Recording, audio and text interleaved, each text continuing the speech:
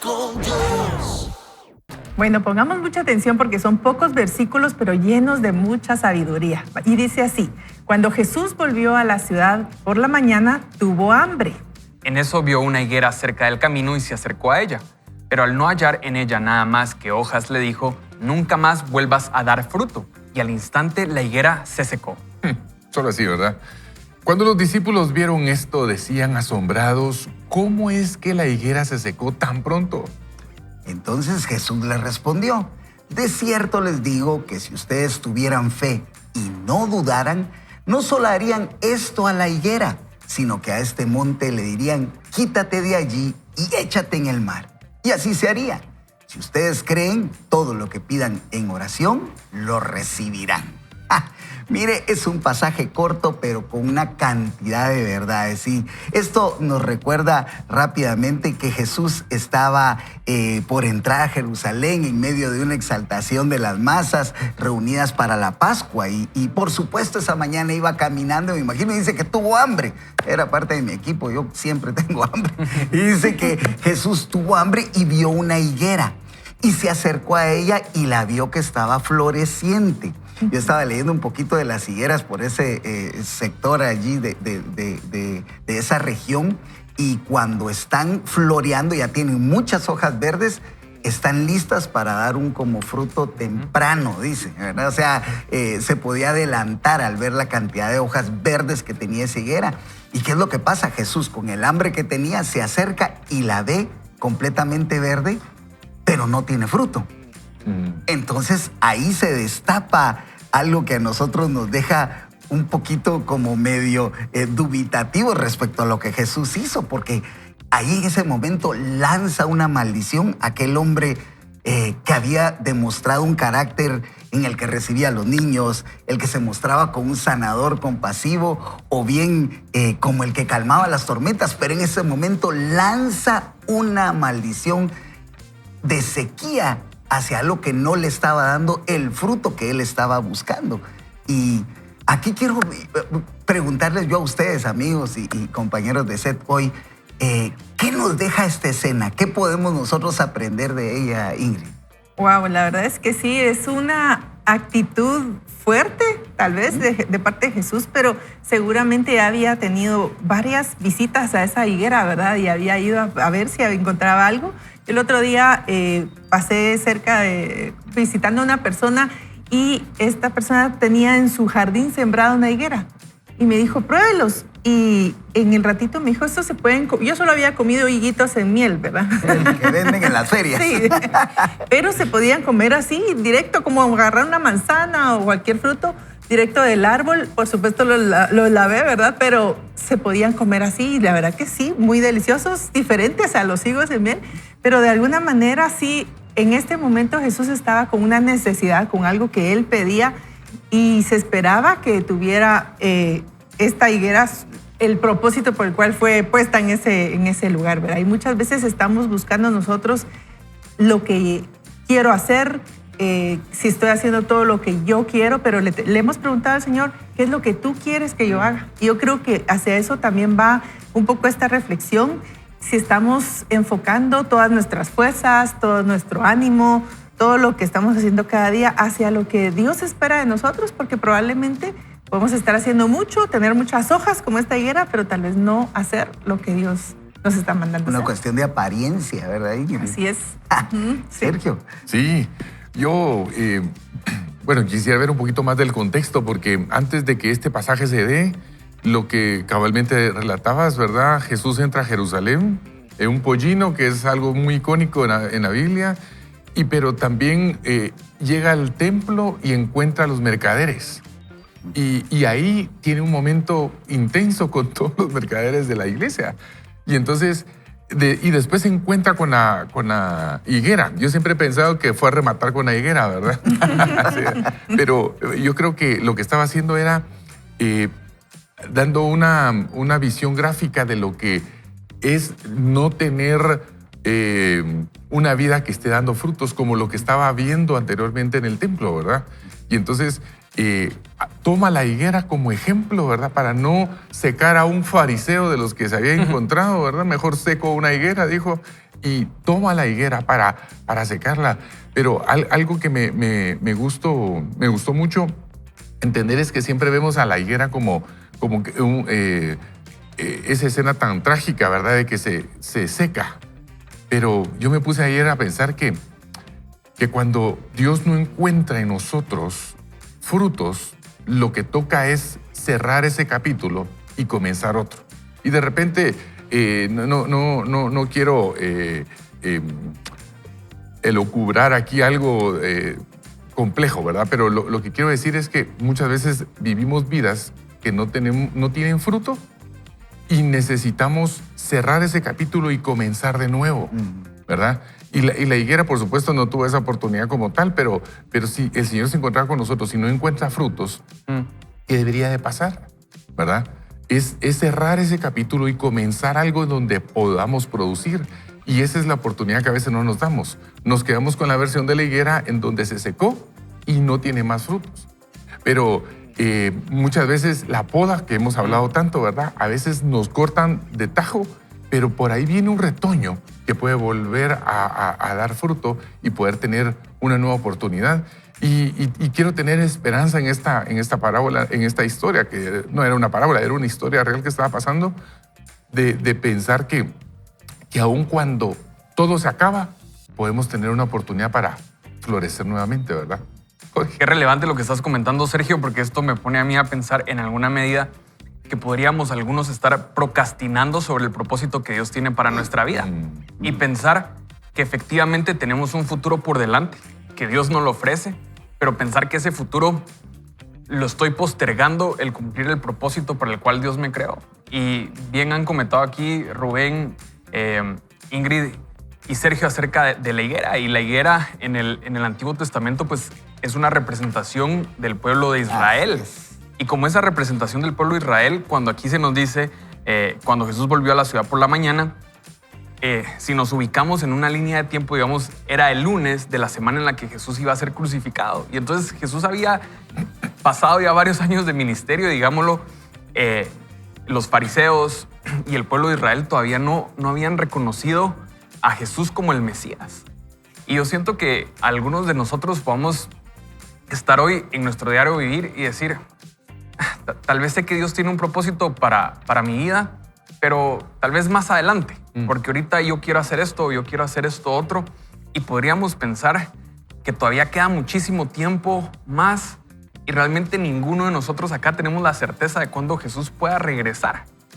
Y no es como para alarmarnos ni para espeluznarnos, sino yo espero que el Señor me dé muchos años de vida, pero igual aguardo su regreso y aguardo su venida.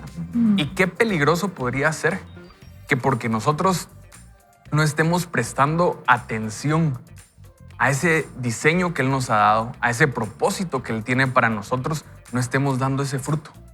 Y no estemos, como dice Sergio, atentos de decir, bueno, Señor, ¿hacia dónde me estás guiando? ¿Qué quieres podar en mi vida?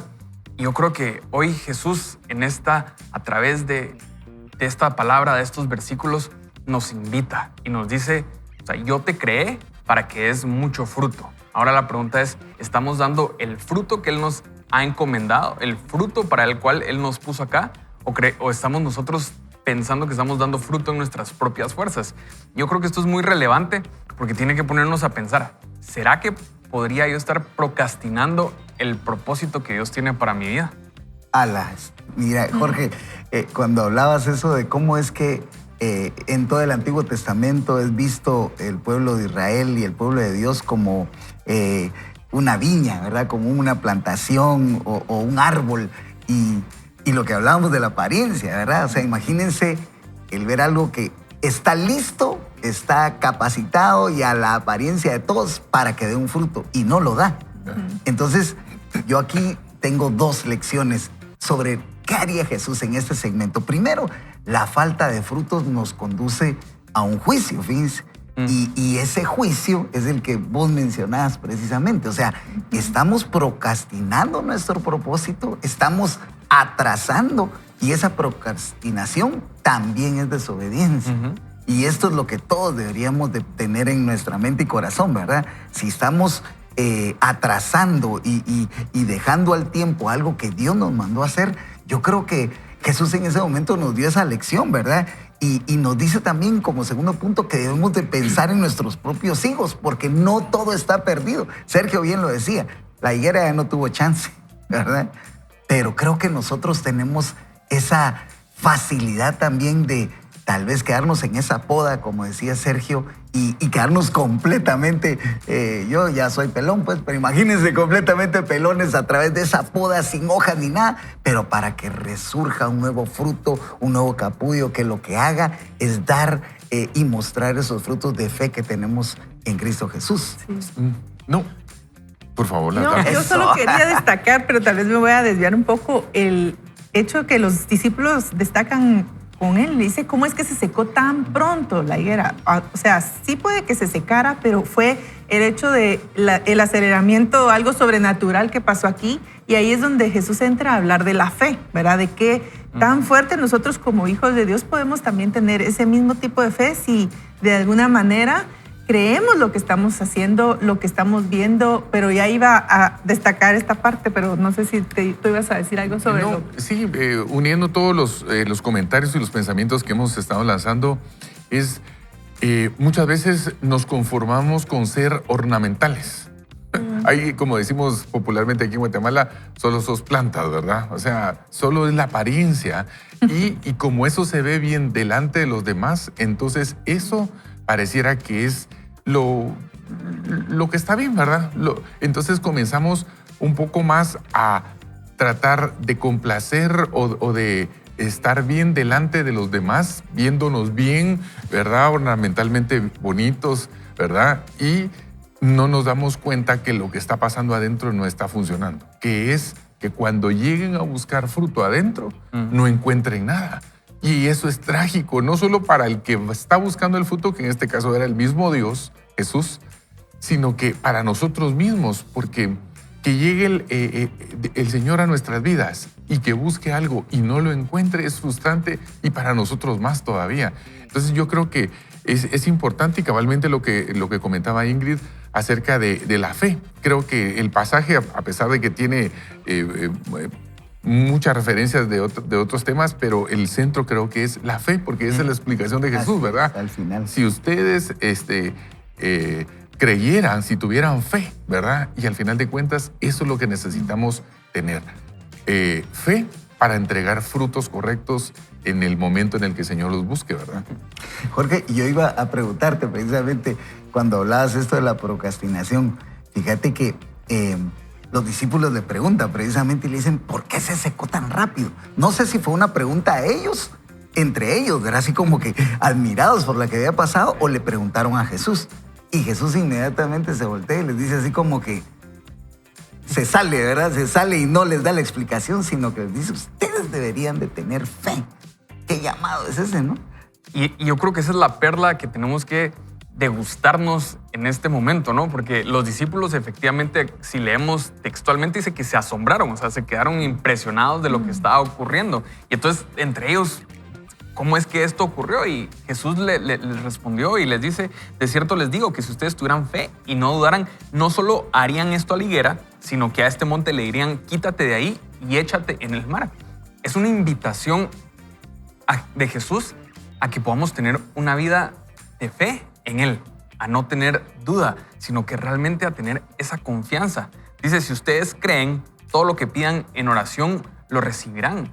¿Y será que cuando nosotros nos acercamos en oración al Señor, tenemos esa fe de decir, Padre, esto que yo te estoy pidiendo, así va a ser hecho? A mí me encanta porque mi hija de 5 años todo el tiempo quiere que estemos orando. Y creo que es un poco lo que ha ido descubriendo en la casa. Y oremos por esto, pidámosle al Señor por esto otro. Y me encanta esa fe. Porque entonces me puedo acercar a mi Padre Celestial a pedirle algo. Y entonces ahí es donde nosotros vamos creciendo y vamos siendo moldeados para ir pidiendo conforme a su voluntad. Porque a veces pedimos conforme a lo que se nos ocurre o nosotros quisiéramos, pero cuando vamos creciendo, entonces podemos pedir conforme a lo que Él realmente quiere que nosotros pidamos y vamos teniendo esa alineación.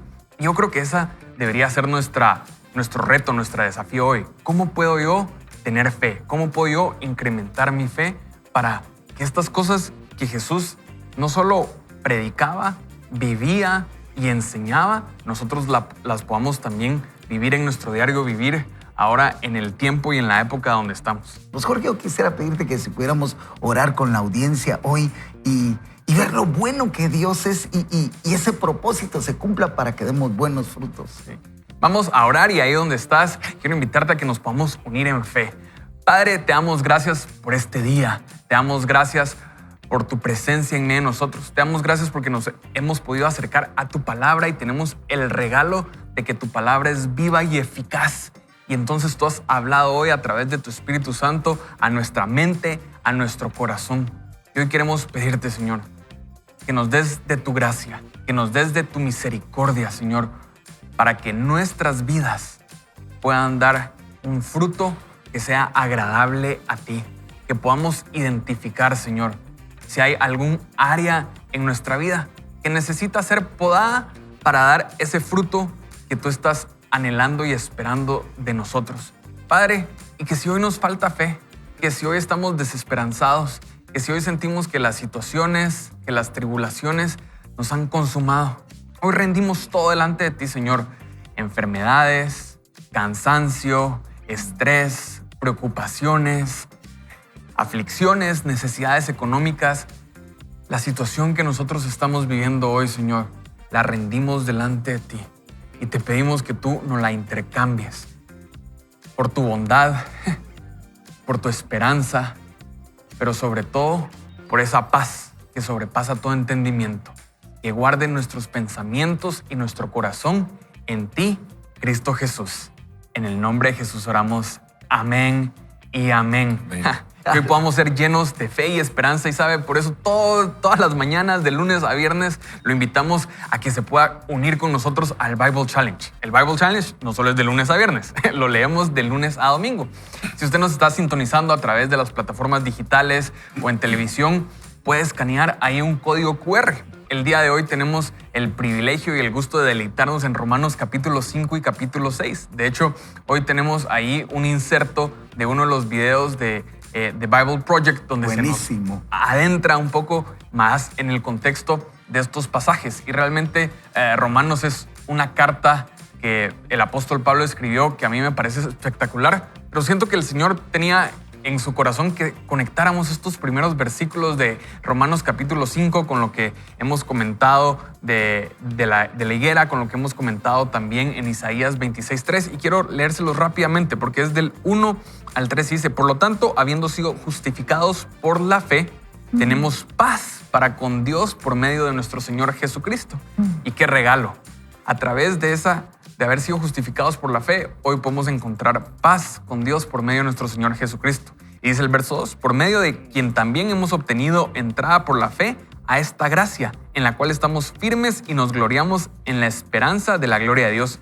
Y no solo esto, sino que también nos gloriamos en las tribulaciones, sabiendo que la tribulación produce paciencia y la paciencia carácter probado y el carácter probado esperanza.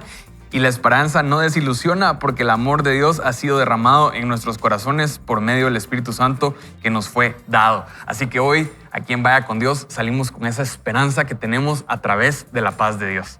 Ahora aproveche esta pequeña pausa, vaya usted a traer su cafecito, no sé si ya terminó la lonchera, ya levantó a sus hijos o todavía usted está enchaparrado, como sea. Lo invitamos a que se quede con nosotros porque esto es Vaya con Dios. Conozcamos nuestra mente. Vivamos de una manera diferente. Cada día, cautivados por la palabra de Dios, podemos transformar lo negativo en positivo con una mente renovada. Muy bien, así que hoy les vamos a pedir toda su atención porque vamos a ver algo súper importante. En busca de la atención perdida. Hace unos meses, un periodista me preguntó si tuviera usted poderes mágicos, ¿qué mejoraría en la mente de las personas del siglo XXI? Rápidamente se me ocurrieron 3 o 4 cosas, pero solo valía una respuesta para el entrevistador. Mi contestación fue recuperar la capacidad de controlar y enfocar nuestra atención. La atención es parte del sistema mental diseñado para crear prioridades en nuestra vida.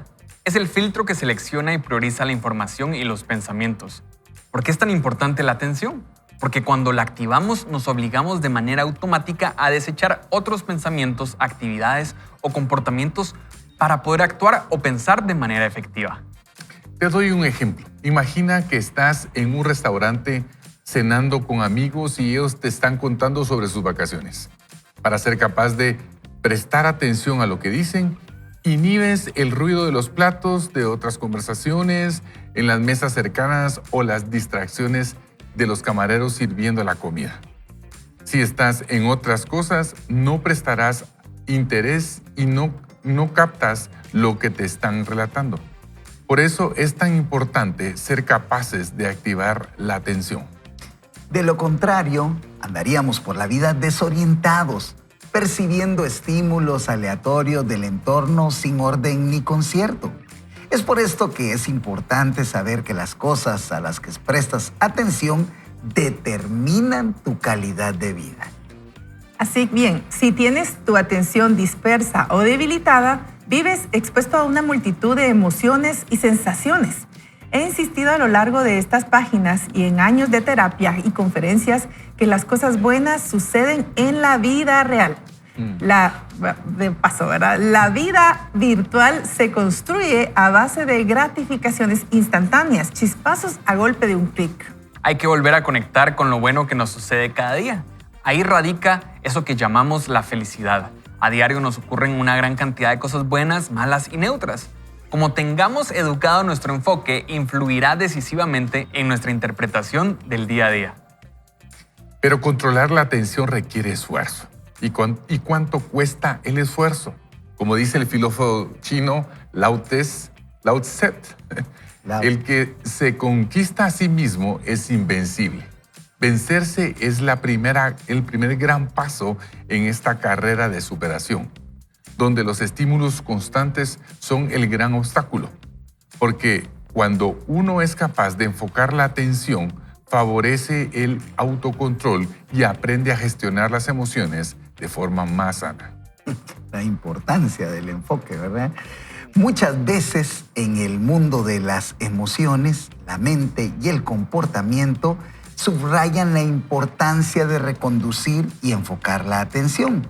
Cada vez que observamos algo, que sentimos, que percibimos, nuestra atención decide qué hacer con esas sensaciones, percepciones o pensamientos. Muy bien, y qué importante es aprender todo esto con un ejemplo y a continuación nos lo va a dar la autora. Y dice así: a continuación te presento el caso de Lourdes para explicar este tema de la mejor manera. Veremos el impacto de la atención cuando ésta se queda enganchada en el pasado y en todo lo negativo del entorno. El caso de Lourdes es el siguiente. Lourdes acude a mí y su consulta derivada por su hijo, que está preocupado porque su madre lleva meses sin salir de casa, sin sonreír y sin capacidad de ilusionarse por nada. Imaginémonos ahí a Lourdes en el consultorio de Marian Rojas Estapé y entonces continúa la autora relatándonos. Lourdes ha tenido una vida difícil. Quedó viuda tras 7 años de matrimonio, con 3 niños pequeños. Comenzó a trabajar en la limpieza, posteriormente cursó estudios de secretariado y trabajó muchos años en la administración de una empresa. Tiempo después, su única hija fue diagnosticada de un cáncer fulminante y a los 20 años falleció. Ha pasado mucho tiempo desde aquella fatalidad, pero ella no ha sido capaz de superarlo. Hoy es abuela de 4 nietos que viven cerca de ella y la visitan a diario. No sonríe, solo se queja. La visión que tiene de la realidad es triste, desoladora y desesperanzadora. Marian Rojas dice que cuando la recibo en consulta, se queja del frío de Madrid, de las últimas semanas, de la incomodidad de las sillas y del color de las paredes. Nada le gusta. Sus hijos insisten en que, a pesar de que su vida ha sido dura, en los últimos 10 años todo lo relacionado con la familia ha sido bueno. Entienden el dolor del duelo, pero creen que su madre tiene toda una vida por delante para disfrutar. Seguramente que sí. Y dice la autora entonces, continúa, Hablo con Lourdes y efectivamente me encuentro con una mujer atrapada en su pasado. Entiendo y admito su sufrimiento, pero le explico la importancia de avanzar. El duelo por un hijo no se supera nunca, se aprende a vivir con ello, cada vez con menos dolor, aunque siempre estará presente. Le explico que su atención está fijada en un recuerdo, en un instante cargado de pena, y esa es la razón por la cual es incapaz de ver nada positivo a su vida. Continúa, Lourdes estuvo en terapia 6 meses conmigo. Costó mucho sacarla de su zona mental, de su circuito neuronal de tristeza, rabia y frustración. Prescribí un fármaco antidepresivo para aliviar las obsesiones que resultó muy efectivo y aceleró su mejoría. Realizamos un programa conductual con ideas para que saliera de casa, hiciera planes y sobre todo abriera su mente para disfrutar de las alegrías que le brindan sus hijos y nietos. Hay duelos insuperables, enfermedades incurables, pero todo se puede afrontar mejor si centramos la atención en lo positivo de la vida. Qué difícil resulta a veces salir de la zona tóxica del cerebro. Los pensamientos oscuros se adueñan de nuestra atención y nos bloquean para percibir la realidad. La atención consiste en gestionar lo que nos llega desde el entorno y desde dentro, tanto de las circunstancias y personas que nos rodean como de nuestro mundo interior, nuestros pensamientos, nuestro estado de ánimo, y en el caso de Lourdes, su atención estaba dominada por su estado de ánimo bajo, enfadada y sobre todo resentida. La mente se puede reeducar, escuche eso, la mente se puede reeducar. Es esencial retirar la atención de un evento traumático del pasado si no queremos perdernos un presente lleno de cosas buenas. Si no logramos esta tarea, estamos condenados a vivir envueltos en pensamientos tóxicos o negativos. Existen diferentes terapias que ayudan a solucionar estos problemas. Los resultados son sorprendentes y se alcanzan en poco tiempo de práctica. Y miren, hoy la autora nos está llevando por ese camino de cómo lograr esa atención perdida. Miren, les cuento, recientemente estoy leyendo uno de los últimos libros de Craig Groeschel, se llama Think Ahead, que traducido al español es Predecide. Y él decía algo bien interesante. Entonces, él decía que el gran problema del enfoque es la distracción. Uh-huh. Eso es lo más grave, el estar distraídos. Y él decía, para esas palabras y para esa acción es tan compleja que ni siquiera hay un antónimo de distracción, ¿verdad? Algo que, recuerden que todas las palabras que tienen, que les antecede dis, es porque está hablando de otra cosa, ¿verdad? Pero aquí en esta palabra no la hay, y la distracción es lo que nos hace perder el enfoque. Y la verdad, yo pienso que el enemigo, el diablo, Satanás, él se regocija cuando nosotros perdemos el enfoque, fíjense. Y es el momento en el cual él aprovecha, porque nos agarra distraídos, nos agarra que no estamos enfocados en lo que Dios nos mandó a hacer. Y eso es peligroso para cualquiera de nosotros. Y yo lo veo de esta forma. La autora acá nos lo pone en un caso del de Lourdes, ¿verdad? Enfadada con su vida. ¿Qué pasó? Perdió el norte, perdió el foco, dejó de ver el objetivo, la meta. ¿Qué sucede en la vida de ellas, verdad? Hay algo que pasa, y definitivamente a todos nos ha pasado algún evento traumático. En el caso de Lourdes, fue la muerte de su hija, y ha de haber sido una muerte dolorosa verla sufrir en una enfermedad. Y eso no es menospreciar definitivamente el dolor que pudo haber tenido. La pérdida de un hijo, como decía la autora, no se supera, solo se aprende a vivir con ello. Y yo creo que eso se trata de entender la realidad que estamos viviendo, de saber cómo podemos seguir adelante, pero no anclarnos en eso. Y si nos quedamos en el dolor, en la decepción, o si no fue una muerte de alguien, digamos un despido, algún trabajo, alguna situación que tal vez traemos años y estamos perdiendo años de nuestra vida en esa situación. Y a mí me quiero recordar de la pregunta que le hacen a ella: si tuvieras poderes mágicos, ¿verdad? ¿Qué mejorarías en la mente de las personas? Realmente tanto que responder. Y ella, como psiquiatra, como experta en estas terapias, dice recuperar la capacidad de controlar y enfocar nuestra atención. Y aquí yo le agregaría, ¿verdad? Atención en qué, en lo que dice Dios de nosotros, ¿verdad? Atención en lo que dice Dios de nosotros y que al final eso es el poder que tiene la fe. De lo que estábamos hablando en el segmento anterior, de cómo Jesús le dice a los discípulos, si tuvieras fe, incluso moverías ese monte del lugar, ¿verdad? Y yo me recordaba, porque estamos hablando de fijar algo, ¿verdad? De fijarnos en nuestros pensamientos en algo. Yo me recordaba de cuando yo era pequeña. Yo miraba un programa de alguien que con la mente, ¿verdad? Se ponía y movía un objeto, ¿verdad? Pero se pasaba un tiempo viendo el objeto hasta que se movía.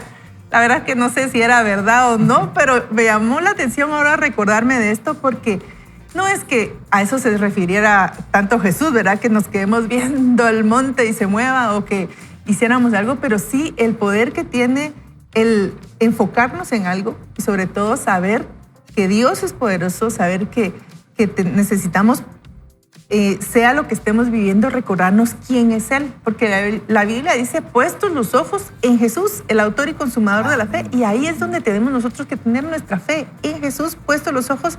Y venga lo que venga, porque van a venir momentos difíciles, traumáticos, dolorosos, que no los podemos cambiar, pero sí podemos reeducar la mente en este sentido, acompañado de lo que nos está diciendo la autora, reeducar la mente para poder alcanzar lo que Dios quiere de nosotros, entendiendo qué es lo que Él nos ha llamado a hacer y creer que en Él podemos hacerlo, poniendo nuestros ojos en Jesús. Amén. Sí, definitivamente. Mira, esto del enfoque funciona, porque yo me recuerdo que yo miraba a Ingrid y le decía, en lugar de vete para allá, vente para acá. Y funcionó. Se movió. Entonces, no, ella me dijo, no vayas a decir nada de eso, pero no pude. No, quiero resaltar que... Ya se desenfocó. Sí, ya me desenfoqué. No, yo he estado en los dos lados del péndulo. Muy enfocado y muy desenfocado. Y cuando me he desenfocado, ha sido en esos momentos de dolor. Y el dolor, miren ustedes, uno dice, no, es que ya no me quiero sentir así, es que ya no quiero llorar, es que ya no quiero estar pensando en esto.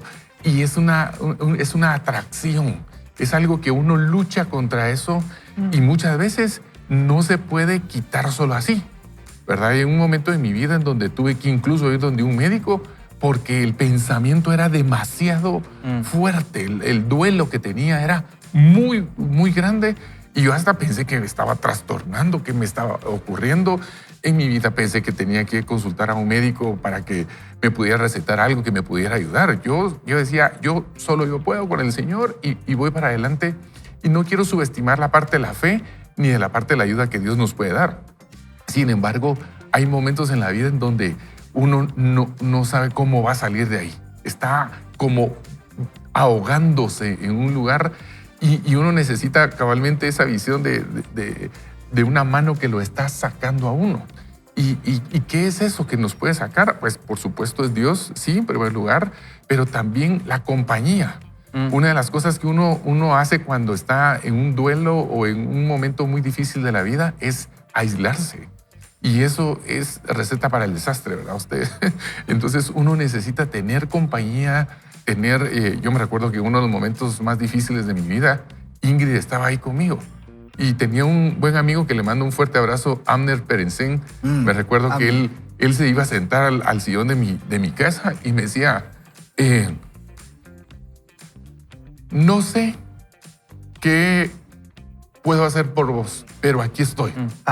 Y se sentó y se clavó en ese sillón. Y yo decía, pero ¿por qué no se va? Yo estaba molesto, decía, que se vaya, no necesito que él esté. Y él estaba ahí. Y me decía, ¿querés que oremos? ¿Querés que hablemos? Y yo estaba molesto, enojado de todos ustedes. Y gracias a Dios por gente, porque miren ustedes, hay personas que llegan a la vida de uno y llegan y se van. Y no es que Amner, tenemos una amistad de muchos años, pero ese momento fue para que se quedara ahí. Y era como el que me tenía el cuello afuera del agua, ¿verdad ustedes? Entonces yo creo que la comunidad, los amigos son importantes y que en los momentos más difíciles no se vayan, aunque uno diga, yo no te quiero tener aquí, pues, o sea, andate, no te quiero ver.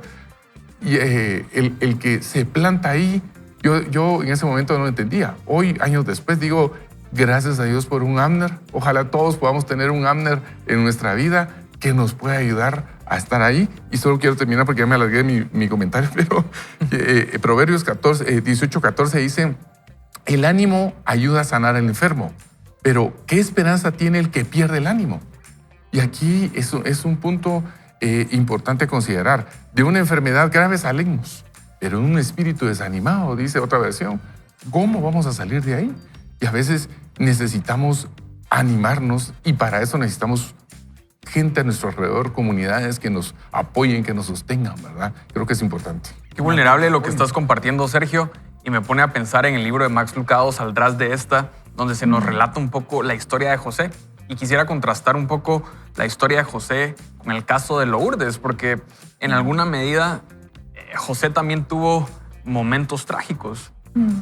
Te venden tus hermanos, te abandonan, luego empezás a avanzar y te acusan falsamente y parás en la cárcel. Pero vemos en José a un hombre que tenía una relación con el Señor. Y en lugar de dejar su atención fijada en el pasado o en la circunstancia adversa, pone su mirada en los sueños, en la promesa y en la revelación de lo que el Señor ya le había mostrado. Y ahí creo que yace un poco la disyuntiva de en qué queremos poner nuestra atención. ¿Queremos poner nuestra atención en la tribulación, en el dolor? ¿O queremos ponerla en el Señor, en lo que Él ha hablado, en sus promesas, en su palabra?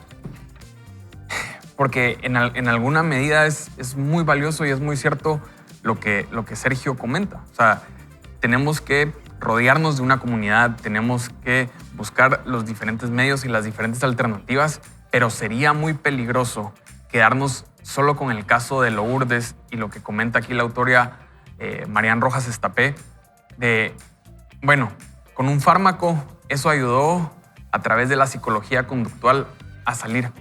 Yo mientras escuchaba esto pensaba, nosotros tenemos un regalo que Jesús nos dejó y ese regalo se llama Espíritu Santo. Y el Espíritu Santo, dentro de toda su personalidad y atributos, se le conoce como nuestro consolador. Yo no he estado en el caso de Lourdes, yo no he estado en la situación de José, pero cada uno de nosotros hemos tenido situaciones distintas. Pero lo que yo sí puedo decirte hoy es que he encontrado consuelo a través del Espíritu Santo. Y yo creo que nosotros, si encontramos ese consuelo de parte del Espíritu Santo, nuestro cerebro, podemos migrar nuestra atención del dolor del pasado, de las desavenencias y empezar a centrarlo en el Señor, en Jesús, en el autor y el consumador de nuestra fe, como nos decía Ingrid. Yo creo que esa es la invitación, por lo menos de mi parte, en este momento, a decirte, no sé cómo está tu relación con Dios y tampoco sé cómo está tu interacción con el Espíritu Santo, pero si tú hoy necesitas consuelo, el Espíritu Santo puede dártelo.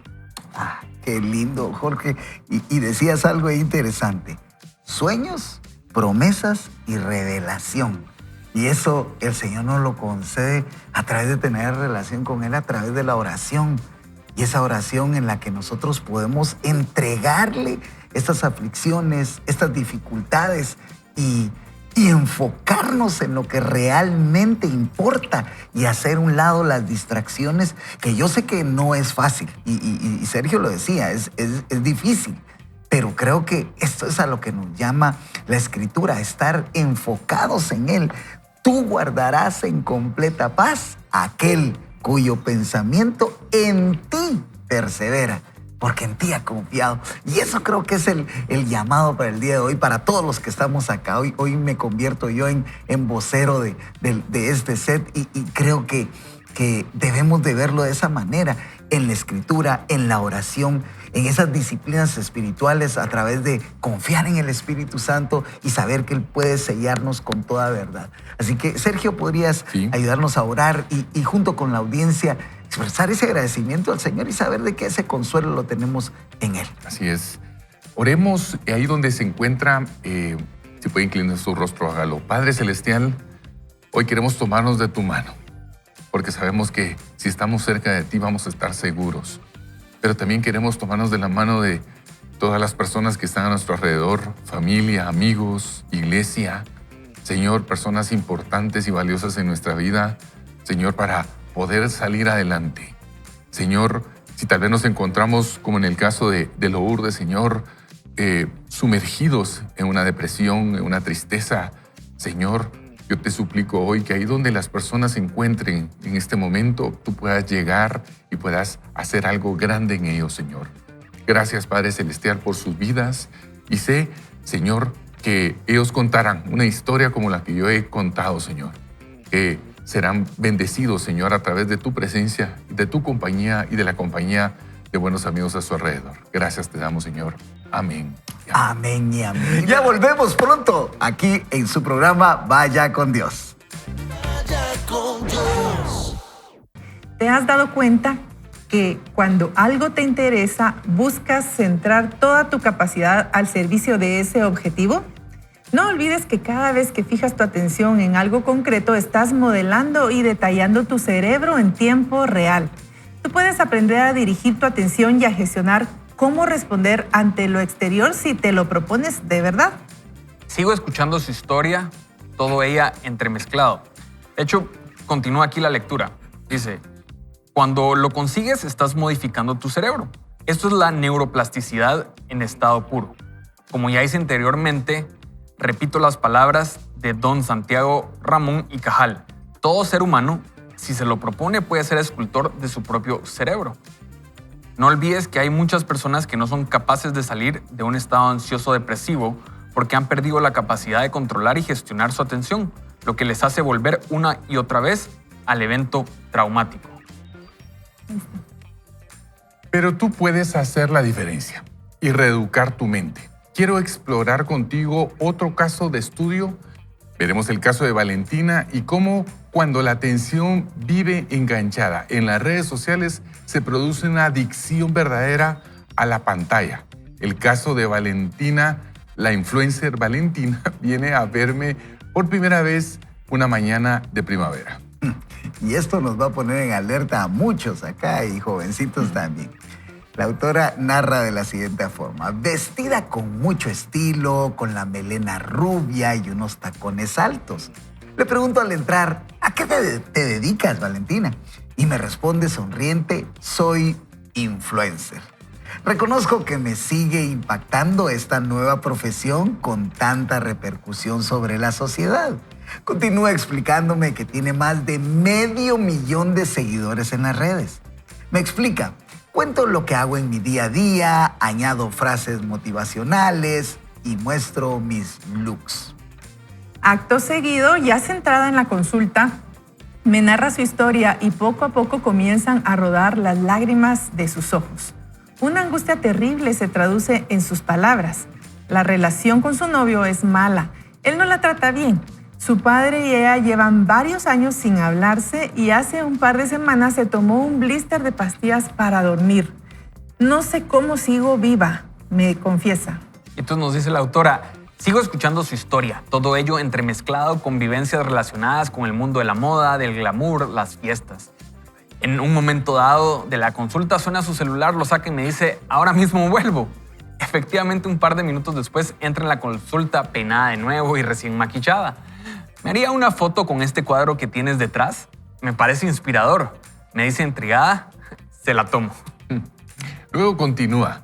Dime algo que motive a mis seguidores a esta hora de la mañana. Suelo subir siempre alguna foto, dice el influencer.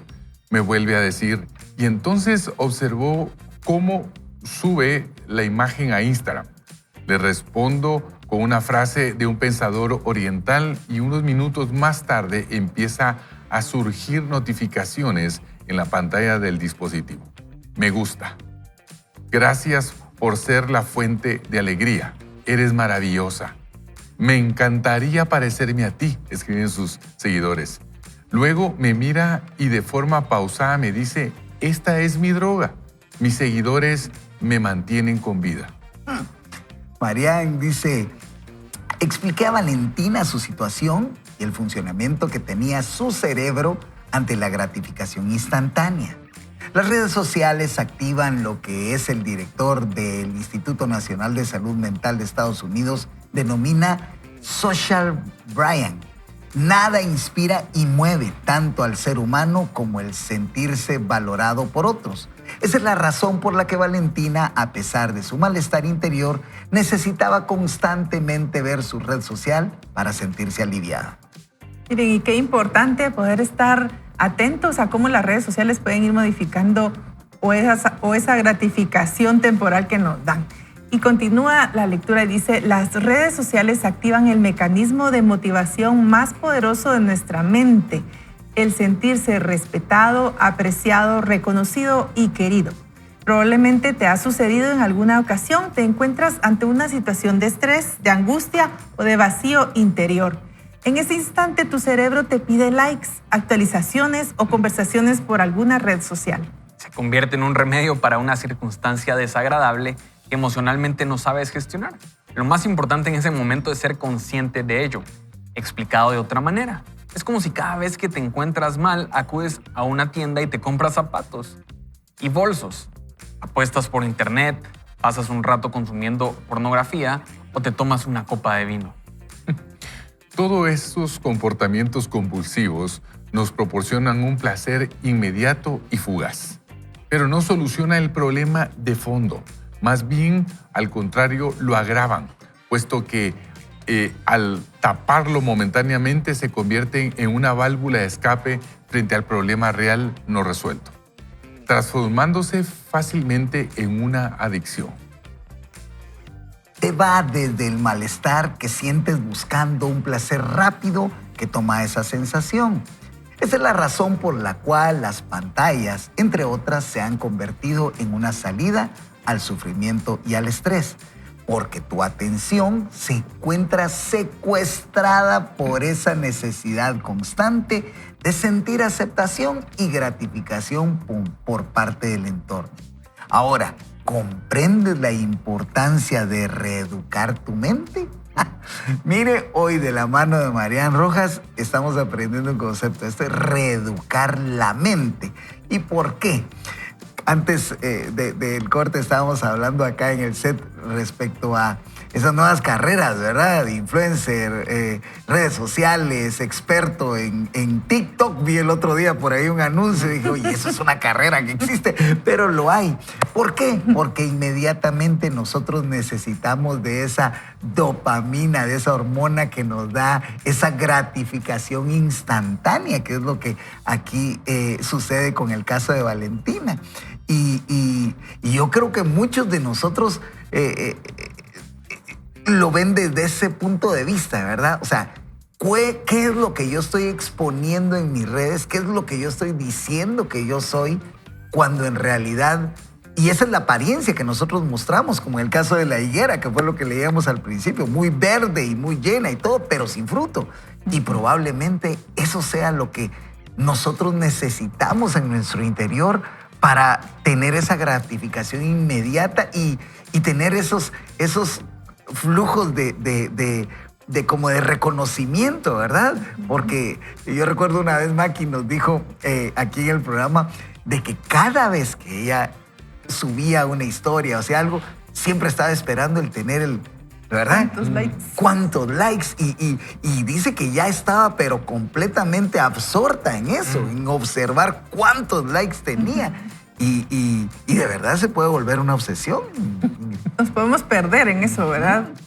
A mí me ha gustado mucho este libro porque nos ha mostrado mucha explicación científica de lo que Dios hizo en nosotros. Esa capacidad que tiene nuestro cerebro, cómo se puede ir modelando, como dice aquí, reeducando nuestro cerebro. Y eso es algo que Dios ya lo puso ahí. Por supuesto, los científicos, en el caso de ella, que han estudiado tanto el comportamiento, incluso lo anatómico, ¿verdad? De nuestro cerebro, puede ir viendo cómo aquí dice que la neuroplasticidad en estado puro, ¿verdad? Cuando vamos modificando cosas en nuestro cerebro. Definitivamente, en el caso de aquí de la influencer, ella ya estaba tan acostumbrada y ahí va en su rol de influencer que acababa de estar llorando con ella en la terapia, pero se fue a maquillar porque necesitaba subir una foto con un mensaje positivo.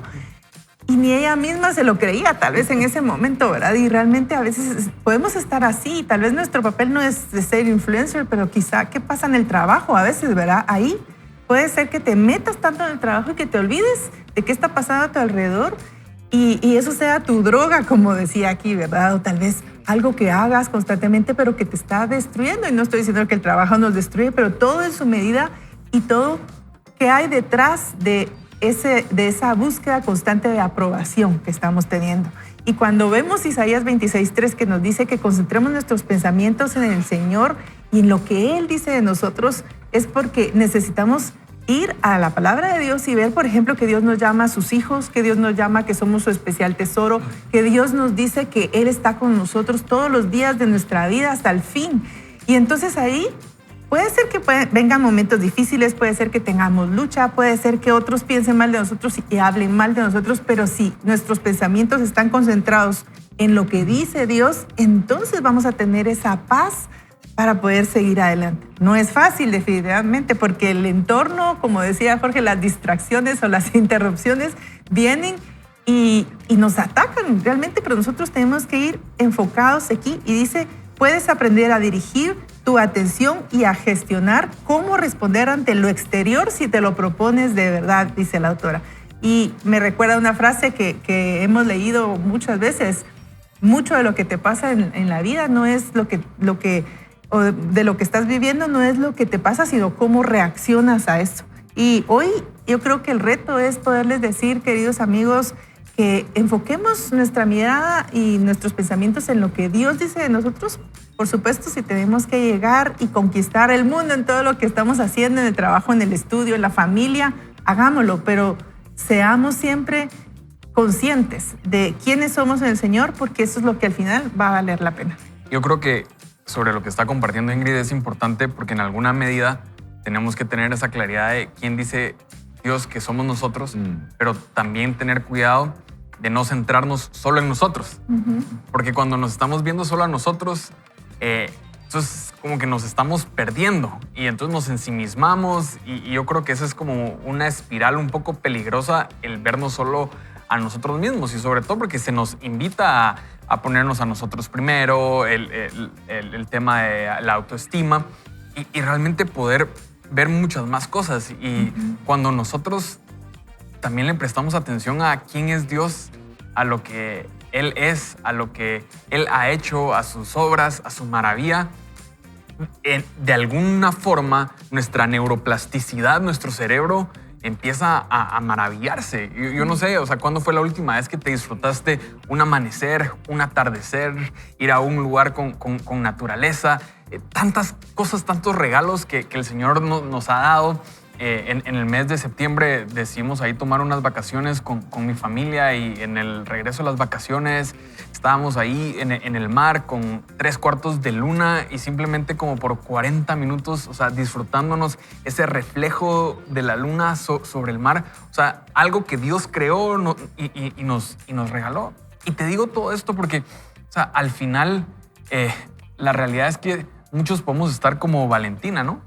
Ensimismados, centrados en nosotros mismos. El lunes lo hablaban acerca de que pues, tenemos varias versiones de nosotras y una de esas versiones es la imagen, como nuestra imagen electrónica, lo que publicamos a las redes sociales. Pero yo creo que aquí la autora trae una invitación y creo que es muy importante y es, tenemos que nosotros recuperar nuestra atención y ser conscientes de nuestra atención. Las interferencias siempre van a estar, ya sean distracciones o sean interrupciones.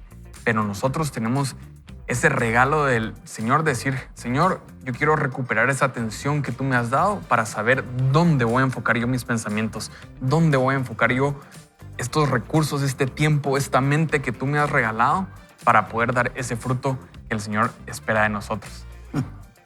Enfoque, ¿verdad? Ustedes, creo que es la palabra que más nos cuesta. A mí particularmente creo que es uno de mis retos, ¿verdad? Estar enfocado.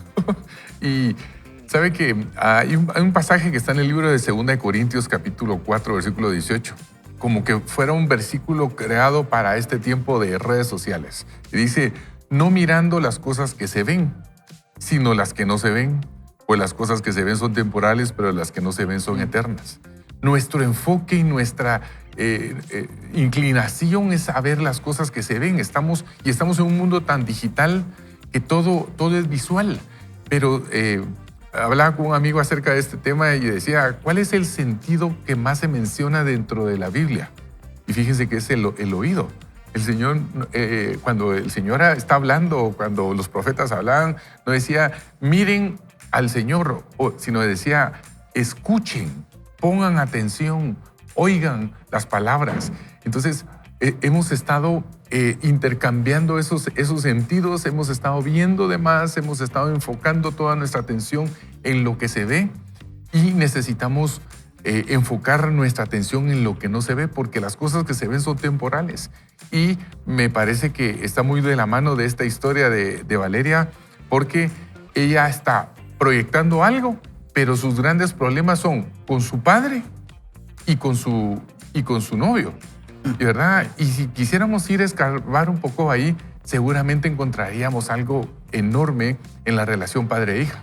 Y muchas veces nosotros no sabemos lo que estamos viendo, ¿verdad? La pregunta sería, ¿y qué hay detrás? Incluso detrás de nosotros mismos. ¿Qué existe detrás de nosotros en este programa que no es lo que se ve? Porque lo que se ve lo estamos poniendo aquí y se podría ver muy, muy especial, pero en el fondo de nosotros, ¿qué existe? Eso es lo que debemos de poner mucha atención para no caer en el juego de ser desilusionados constantemente, ¿verdad? Vemos a muchas personas, artistas, de todo, que cometen alguna falta y se nos acaba todo. Pero ¿qué hay en la esencia de cada uno de nosotros? Creo que es un tema para estar poniendo nuestro enfoque ahí, ¿verdad? Y refrescándolo cada día. Hoy me llevo esto, me llevo distracción, interrupción, identidad, enfoque y sobre todo tener en cuenta que el Señor no nos deja solos ustedes. El Señor nos dejó el Espíritu Santo para que pudiera habitar en nosotros y que pudiéramos tener esa relación significativa con Él. A mí Juan 14, 1 al 16 dice, si me aman, obedezcan mis mandamientos y yo rogaré al Padre y Él les dará otro consolador para que esté con ustedes para siempre. Y es el Espíritu de verdad, el cual el mundo no puede recibir porque no lo ve ni lo conoce. Pero ustedes lo conocen porque permanece con ustedes y estará en ustedes. Y esa es la identidad que nosotros tenemos que saber. El que tiene clara su identidad sabe qué hacer.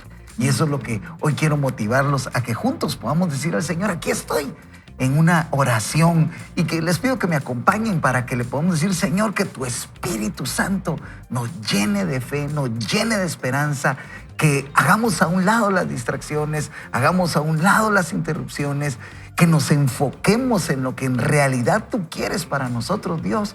Y allí donde están mis amigos detrás de un dispositivo electrónico, están en casa o ya listos para arrancar una jornada, te ruego, Dios, de que tú los llenes de esperanza, de fe y que los hagas, Señor, ser victoriosos en esta aventura diaria de mantenernos íntegros para ti, Señor, y tener esa esperanza de saber que tú nos has dado mucho más de lo que nosotros podemos imaginar. Lo creemos en el poderoso y santo nombre de Jesús.